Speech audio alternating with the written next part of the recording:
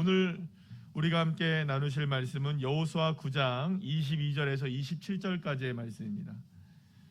여호수아 9장 22절에서 27절까지의 말씀, 구약성경 333쪽입니다. 찾으신 줄 알고 한 목소리로 함께 읽겠습니다. 여호수아가 그들을 불러다가 말하여 이르되 너희가 우리 가운데에 거주하면서 어찌하여 심히 먼 곳에서 왔다고 하여 우리를 속였느냐. 그러므로 너희가 저주를 만나니 너희가 대를 이어 종이 되어 다 내 하나님의 집을 위하여 나무를 패며 물을 깃는 자가 되리라 하니 그들이 여호수아에게 대답하여 이르되 당신의 하나님 여호와께서 그의 종 모세에게 명령하사 이 땅을 다 당신들에게 주고 이 땅의 모든 주민을 당신들 앞에서 멸하라 하신 것이 당신의 종들에게 분명히 들렸으므로 당신들로 말미암아 우리의 목숨을 잃을까 심히 두려워하여 이같이 하였나이다. 보소서 이제 우리가 당신의 손에 있으니 당신의 의향에 좋고 옳은 대로 우리에게 행하소서 한지라. 여호수아가 곧 그대로 그들에게 행하여 그들을 이스라엘 자손의 손에서 건져서 죽이지 못하게 하리니 그날에 여호수아가 그들을 여호와께서 택하신 곳에서 회중들을 위하여 여호와의 제단을 위하여 나무를 패며 물을 깃는 자들로 삼았더니 오늘까지 이르니라. 아멘. 할렐루야. 오늘은 여호수아 9장 22절에서 27절의 말씀을 가지고 절망을 희망으로 라는 제목으로 함께 은혜를 나누도록 하겠습니다. 우유에 빠진 세 마리의 개구리가 있었습니다. 첫 번째 개구리는 비관주의자 개구리였는데요. 아이고 망했네, 이제는 내가 우유에 빠졌으니 나갈 길이 없네 하면서 결국에는 그렇게 우유에 빠져 죽어가게 됩니다. 두 번째 개구리가 있었는데 이 두 번째 개구리는 낙관주의자 개구리였습니다. 그래서 뭐 걱정할 거 없어, 어떻게 하다 보면 빠져나갈 수 있겠지, 뭐 다 잘 될 거야. 그러다가 뭐 이렇게 조금 헤엄치다가 결국에는 노래를 부르면서 즐겁게 도움을 기다리지만 결국엔 점점 우유에 빠져서 죽어가게 된다. 세 번째 개구리가 있습니다. 세 번째 개구리는 확신주의자 개구리였는데요. 힘든 상황이긴 해도 헤엄을 치는 것은 언제나 내가 헤엄을 치는 거니까 열심히, 이 우유라 할지라도 열심히 한번 헤엄을 쳐보자. 이렇게 해서 자기가 할 수 있는 헤엄을 치는 거에 모든 것을 걸게 되죠. 그리고 열심히 헤엄을 칩니다. 자, 그런데 그러니까 여러분들 열심히 헤엄을 친다는 게 뭡니까? 자꾸 우유 속에서 팔을 젓고 다리를 젓는 거 아니에요? 그런데 어느 순간 우유가 꾸덕꾸덕해지기 시작합니다. 그러더니 어느덧 이 우유가 버터가 되기 시작하는 거예요. 그래서 결국에는 이 세 번째 개구리는 딱딱해진 버터 조각을 박차고 우유 밖으로 뛰쳐나오게 되었다. 세 번째 개구리만 살게 되었다. 뭐 이런 내용입니다. 제가 지금 이야기한 이 이야기는 독일의 과학 저널리스트인 울리히 슈나벨이라는 분이 쓴 책에서 나온 얘기예요.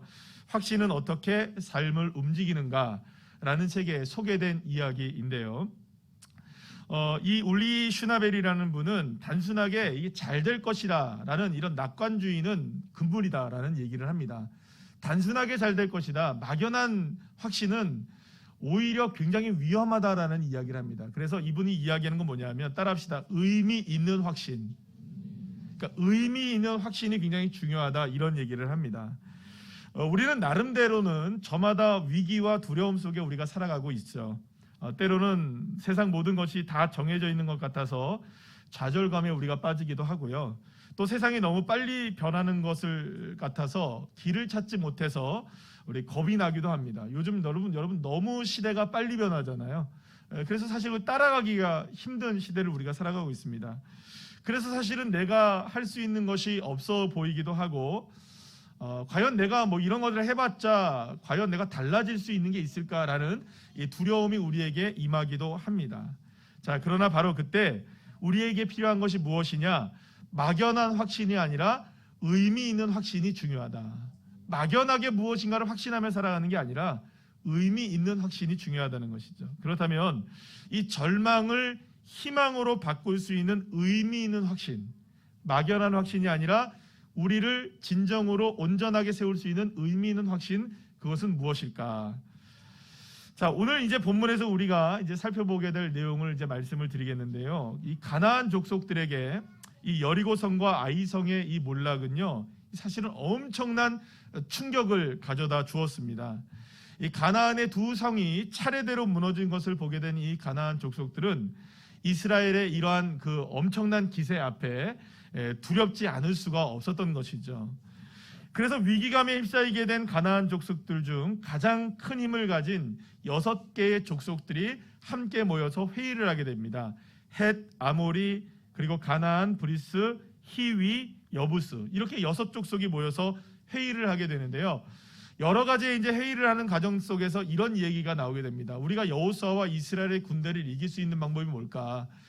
저들의 기세를 우리가 어떻게 꺾을 수 있을까? 그러면 우리가 하나하나 우리 족속들이 모두가 다 개별적으로 움직이지 말고 우리가 연합군을 만들어 가지고 함께 대항을 하자.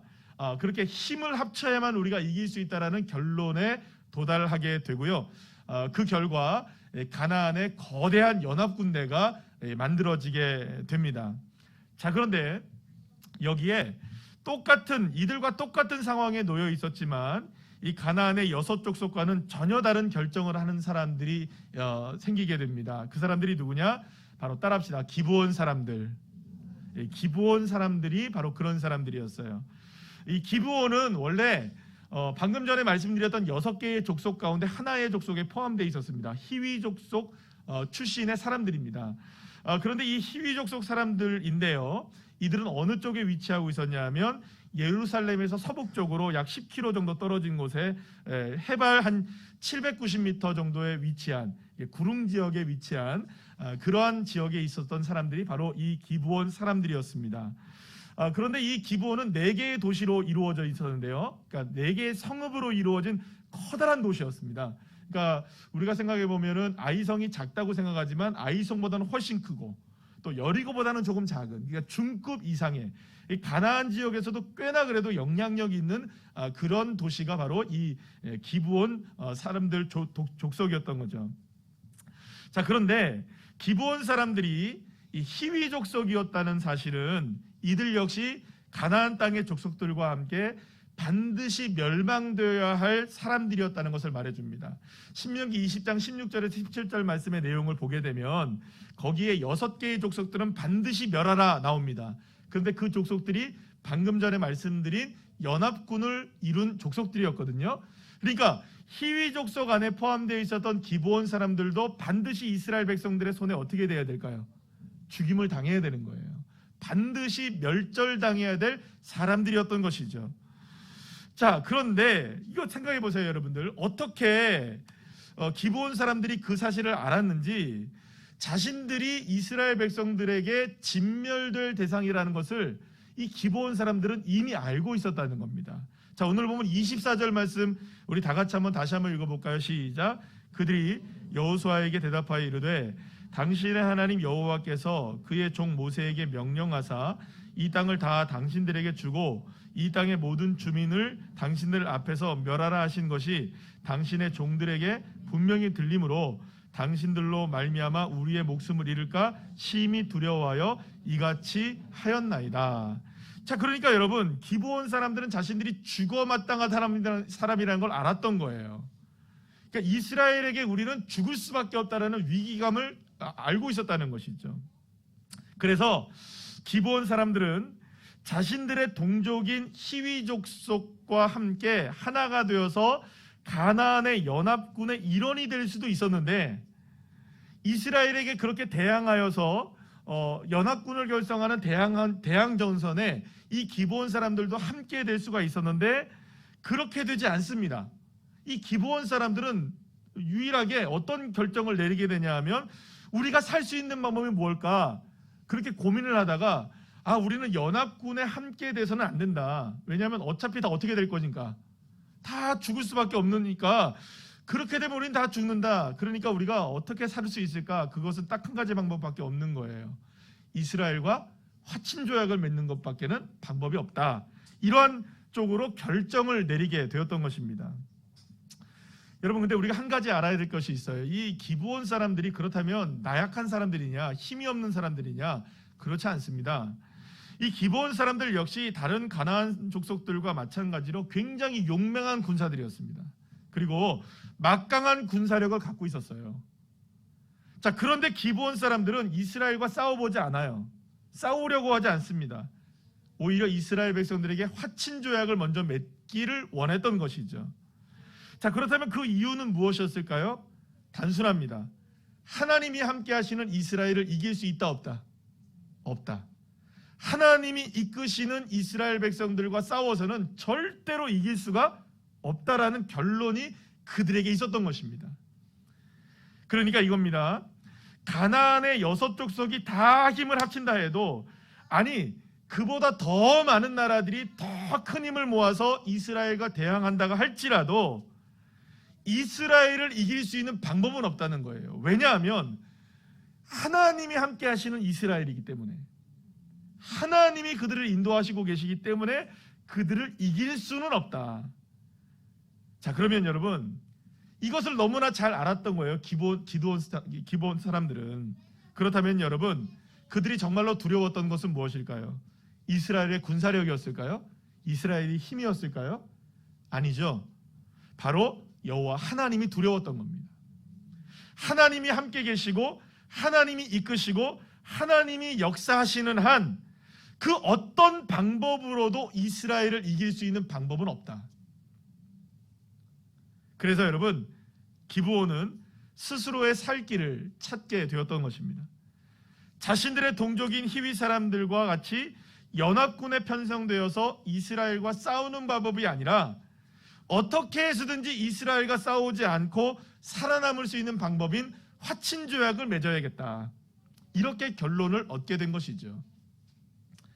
일단 자신들이 가나안 족속 중 하나라는 사실이 알려지게 되면 이스라엘에게 진멸될 것이 분명했기 때문에 먼 곳에서 이스라엘의 소문을 듣고 화친을 맺으러 온 사람들이라고 속이기로 하게 됩니다.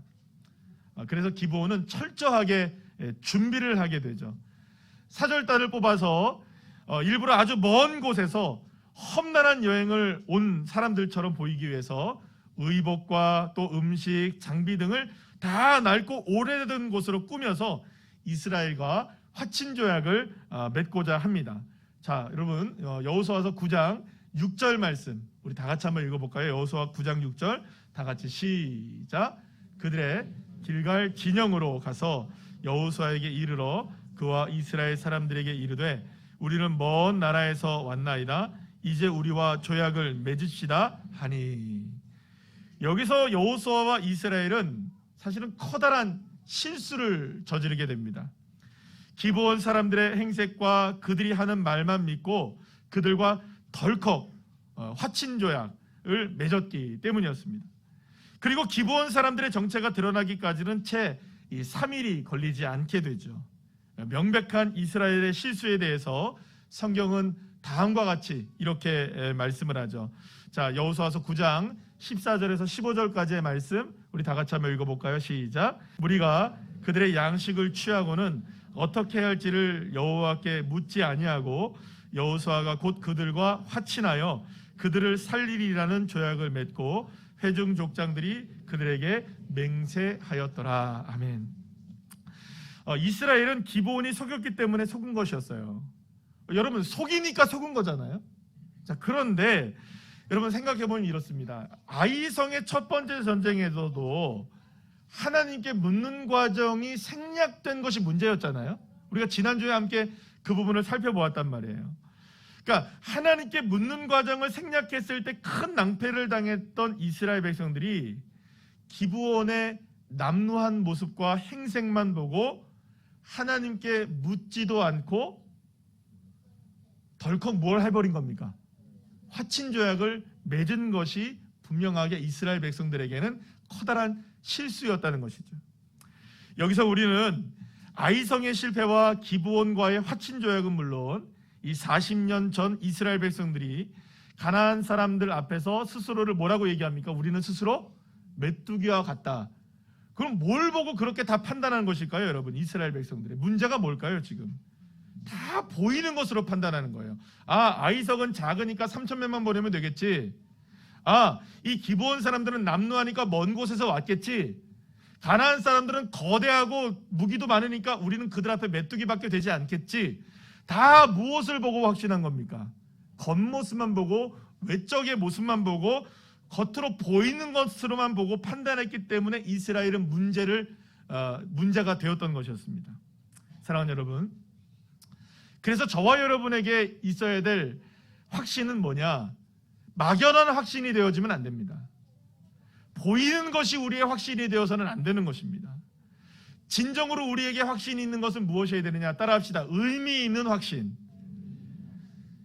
그저 그냥 막연한 확신이 아니라 의미 있는 확신이 우리에게 있어야 된다는 것입니다. 그저 보이는 것이 전부가 아니라는 겁니다. 그래서 여러분, 하나님은 우리에게 말씀하십니다. 늘 말씀하시죠. 외모로 사람을 취해서는 안 된다. 하지만 여호수아와 이스라엘의 문제는 여전히 보이는 것으로, 외모로, 그것으로 확신의 근거를 찾고 있었던 것입니다. 이스라엘은 기브온 사람들을 보이는 행색으로 판단했고 아이성을 크기로 판단했던 거예요. 그런데 여러분, 이렇게 보이는 것으로만 판단했던 사람들은 이스라엘 백성들뿐만이 아니었어요. 연합군을 결성하여서 이스라엘과 대항하려 했던 그 가나안 6족속 역시 사실은 힘과 크기로만 모든 것을 판단하고 있었다는 것입니다. 여러분, 그래서요, 6족속은 더 힘을 모으자, 우리가 더 힘을 합치자, 힘을 합치고 힘을 키우면 이스라엘의 거대한 힘에 우리가 맞설 수 있다. 다 무엇만 본 겁니까? 커다란 힘만 본 거예요. 보여지는 것만 본 거예요. 이스라엘도 그랬고 6개의 족속들도 그랬습니다. 모두가 다 의미 있는 확신을 갖지 못했던 것이죠. 그런데 놀라운 것은 가나안 족속들은 물론 여호수아와 이스라엘 백성들마저 보이는 것으로 판단하는 그러한 상황에서 오직 기브온 사람들만은 힘의 크기와 보이는 것으로 판단하지 않았던 것을 우리는 알게 됩니다. 그러니까 오직 기브온 사람들만이 진정으로 의미 있는 확신에 자신들의 모든 것을 걸었고요.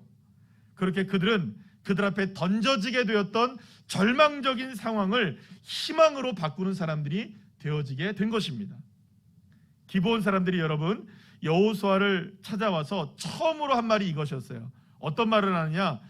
우리 여호수아서 9장 9절 말씀을 우리 쉬운 성경의 말씀으로 함께 읽어볼까요? 시작. 우리는 당신의 종입니다. 우리는 아주 먼 나라에서 당신들의 하나님 여호와의 유명한 이름을 듣고 이곳까지 왔습니다. 우리는 당신들의 하나님 여호와께서 하신 일들에 대해 잘 알고 있습니다. 아멘. 여러분, 기브온이 확신을 갖고 있었던 건 뭐냐? 단 한 가지였어요. 여호와 하나님이었던 겁니다. 여호와 하나님의 이름, 여호와 하나님이 행하신 일들, 그들은 거기에만 기브온 사람들은 의미를 두게 되었던 거예요.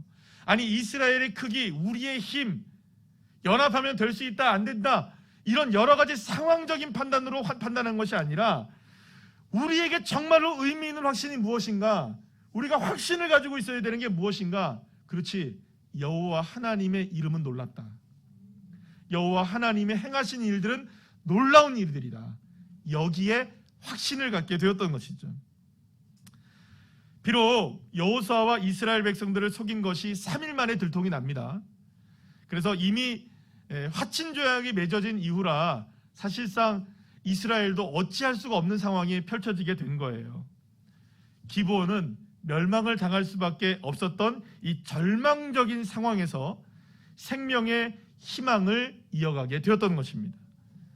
여호수아는 기브온 사람들이 자신을 속인 대가로 그들에게 대를 이어서 이스라엘의 종이 되어지게 되는 저주를 내리게 되는데요. 자, 그런데 오늘 본문을 보시게 되면 그 저주가 참 특이한 저주입니다.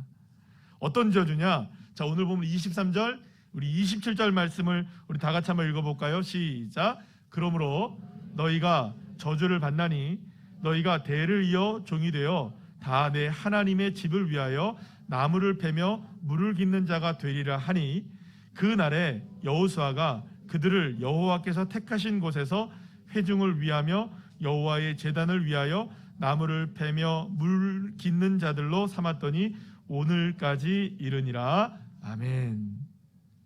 사랑하는 여러분, 그렇다면 여러분, 이스라엘에게 대항한 6개의 연합군대는 어떻게 되었을까? 힘으로 이스라엘을 대항해야 우리가 이길 수 있다, 우리가 대항해야 한다라고 결정했던 6개의 가나안 족속들은 어떻게 되었을까요? 그들은 기브온이 이스라엘에게 항복했다는 소식을 알게 된 이후에, 그렇다면 그들에게 본다면 여러분들 기브온은 배신자잖아요. 그래서 이스라엘과 전쟁을 먼저 하기 전에 배신자를 처단하자 이렇게 해가지고요, 연합군대가 어디로 몰려가게 되냐 하면 이 기브온으로 몰려가서 전쟁을 일으키게 됩니다. 이때에 이스라엘은 기브온과 화친 조약을 맺은 상태였기 때문에 기브온을 보호할 수밖에 없었던 거예요. 그래서 결국에는 가나안 전쟁이 시작됩니다. 그리고 이 가나안 전쟁의 첫 번째 전투였던 6개 족속과의 연합군대가 기브온에서 만나서 싸움을 하게 된 거예요. 자, 그런데 그 전쟁의 결과가 어떻게 됐느냐? 딱 한 줄만 나옵니다. 여호수아서 10장 42절 말씀 우리 다 같이 한번 볼까요? 시작. 이스라엘의 하나님 여호와께서 이스라엘을 위하여 싸우셨으므로 여호수아가 이 모든 왕들과 그들의 땅을 단번에 빼앗으니라. 아멘. 할렐루야. 사랑하는 여러분, 가나안의 6족속이 아무리 힘을 합치고 더 큰 힘을 합친다 할지라도 여호와 하나님이 이스라엘을 위해서 싸우시는 한, 할렐루야, 그들을 이길 수는 없었던 겁니다. 결국에는 가나안의 6족속은 힘도 써보지도 못한 채 단번에, 오늘 본문에 나오죠, 단번에 이스라엘에게 패망하고 맙니다. 그런데 만약 여러분 생각해 보세요. 기브온 족속도 어디의 족속이었다고요? 히위 족속 사람들이었어요. 그러니까 만약에 그들이 히위 족속과 함께 연합군에 결성되어 있었다면 아마도 기브온 사람들도 이스라엘 백성들에게 단번에 패배했을 것이고 어쩌면 그 누구도 살아남지 못했을 것이 분명합니다. 자, 그러고 보면 기브온은 놀라운 결과를 얻게 된 것이었어요. 왜냐하면 기브온 사람들 앞에 다가올 미래는 사실 절망뿐이었잖아요. 기브온이 다른 족속들과 힘을 합쳐 살려고 했어도, 아니 그 다른 어떤 방법을 우리가 기브온이 썼다 할지라도 기브온에게 다가올 이 절망적인 미래는 아마도 조금도 변하지 않았을 것이 분명합니다. 자, 그런데 기브온의 미래가 절망에서 희망으로 바뀌게 됩니다. 패망과 멸망이 그들 앞에 다가올 미래의 전부였는데 기브온에게 소망과 희망의 문이 열려지게 됐던 것이죠. 자, 그렇다면 어떻게 그런 일들이 가능했을까? 바로 여호와 하나님을 믿었기 때문이었습니다.